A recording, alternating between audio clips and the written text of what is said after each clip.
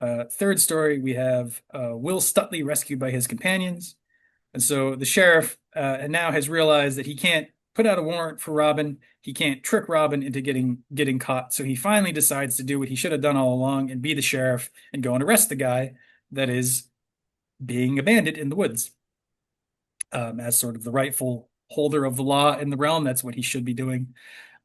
So he gets everybody together and he sends them out in groups and he says, "Go into the greenwood, uh, take ye each 4 men."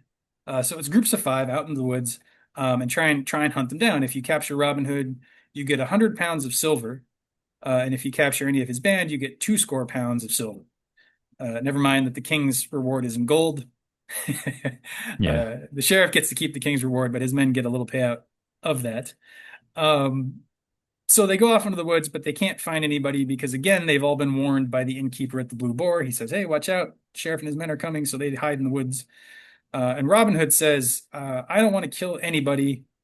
I've killed that one man," which we read about in sort of the prologue in the last episode. Um, but I don't want to grieve any widows. I don't want to, cause any problems. I don't want to cause anybody to lose their lives. But if we have to defend ourselves, then kill anybody you have to. Mm. And the men are like, "Oh, they're going to think we're cowards, but Mm. we're still going to do what he says." So they hide, and the sheriff's men have no luck finding them at all. And at the end of the day, um, Robin Hood is like, "All right, we got to make sure where they're at. Who wants to go spy them out and find out what's going on?" So Will Stutely jumps up and offers to spy on them. And Robin Hood's like, "Great, go for it, Will." Will throws on a friar's gown, but he keeps on his green underneath, and he has a sword kind of hidden underneath his robes as well. And he goes back to the Blue Boar, and tries to get information from the innkeeper there. But the Blue Boar is full of the sheriff's men who are drinking and singing and being loud. And so Will Stutely kind of goes and sits in the corner in the friar's robe and sits quietly, just sort of like he's praying or meditating. But the landlord doesn't recognize him, the innkeeper, and so doesn't come up to him to talk to him. And so he's just sort of sitting there nervously trying to get the guy's attention, maybe. And a cat comes by and rubs against his knee, which raises his robe just a little bit and sort of shows off the green that he's wearing underneath. And unfortunately, one of the sheriff's men catches this and sort of deduces, "Oh, this guy is up to no good. That's probably one of Robin Hood's guys. He's not a priest because he's wearing green. And if he was honestly, one of the foresters that are supposed to be wearing green, he wouldn't be hiding under a priest garb. So this has got to be one of Robin Hood's guys." And so they confront him, and Will can't really trick them into thinking he's a friar, and so they attack him. He fights back, but there's too many. He gets overwhelmed, gets knocked on the head, and thrown in prison. And the I think it's the daughter of the innkeeper runs out to Robin Hood and tells him what's happened to Will, and she's crying and she's upset, and he's going to get hanged tomorrow. So they have to go rescue him. So Robin Hood summons all the merry band, and they go down. They plan to go down to Nottingham and rescue his friend, Will Stutely, from the sheriff's clutches. Um, and so they sort of hide in the forest and in and around Nottingham until the sun is high in the sky, and the sheriff begins. Oh no, I'm sorry, I skipped a part here. So then David of Doncaster goes into Nottingham to find out what's happening, and he meets a pilgrim, a palmer, I think it's called. Yeah, the palmer, which I'm not sure what that means, but they got a picture of him. He's dressed, he's got a little cross hanging by his side. He's got a bag and a staff. So looks like somebody that just sort of wanders around and says prayers for people, perhaps. I think But he goes to the Holy Land. Sorry for the interruption, but he oh, goes to the Holy Land and like comes back with a palm kind of, some kind oh, of sign of, I don't know, penance or, yeah, faith. So, oh, cool. I didn't know that. That's mm. neat. Yeah, so definitely a pilgrim then if he's going to the Holy Land. Um, and so David Doncaster is asking this pilgrim, "Hey, what's going on here? I heard that Will Stutley's going to hang. I would not miss the sight, for I have come from afar to see so sturdy a rogue hanged." And the pilgrim says, "Don't talk about him like that. He's a nice guy," basically. And alas, Robin Hood and his band may be outlaws, but he takes only from the rich, the strong, and the dishonest.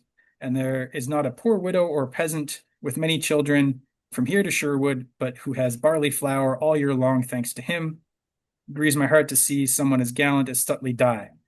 Um, and so then David, understanding that this guy's kind of on their side, sort of gives him a little wink and says, perchance Robin Hood is not so far away, but that there will be stout doings this day.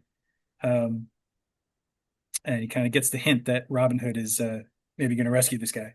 So then David of Doncaster goes back, tells Robin Hood what the plan is. The whole crew roll up to Nottingham, and as the sun is setting, the sun is low in the western sky. Mm. The sheriff brings Will Stutely out to be hanged at the crossroads where three roads meet. Um, and they're bringing him out, I imagine, on some sort of a cart. I think it says his hands are tied. He's probably tied to a post, and they're taking him out to be hanged at the crossroads. Mm. And Will Stutely, all the way there, is like, "Don't hang me. Give me a sword, and I will fight you, and you can kill me while I'm fighting." And the sheriff says, "No, we're not going to give you a sword." And he says, "Well, then let me fight you with my hands." Even then, and the sheriff says, "No. And if now that you've bothered me so much, I'm also going to quarter you limb from limb after you are hanged." Uh, which I think in the Christian days that sort of makes your resurrection by the body a little harder. Oh, I really? think that was Oh, sort of the sort of you know part of the because like who cares if they're going to chop your corpse up, but if you're planning to come back and be resurrected in the body at some point, if your body's chopped up, that makes that a lot harder or impossible. mm. I think that's hence the threat against the corpse. Mm. um and so they're dragging him out to the gallows when yeah, there's this lovely thing of Stutley sort of gazing at the fair country of Nottingham and Sherwood and seeing the bright air, and it's filling his heart, and he's crying at how beautiful everything is.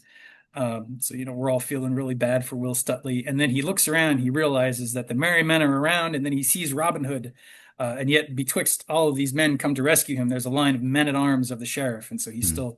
he's still nervous. But then Little John shows up, sort of knocks the man at arms aside, cuts Will loose, steals the sheriff's sword, hands it to Will. They fight off the men, and they're sort of fighting a little bit, but Robin Hood and his men get the best of the sheriff and the men at arms very quickly, and they rescue Will, and they beat them back so badly that the sheriff and his men retreat.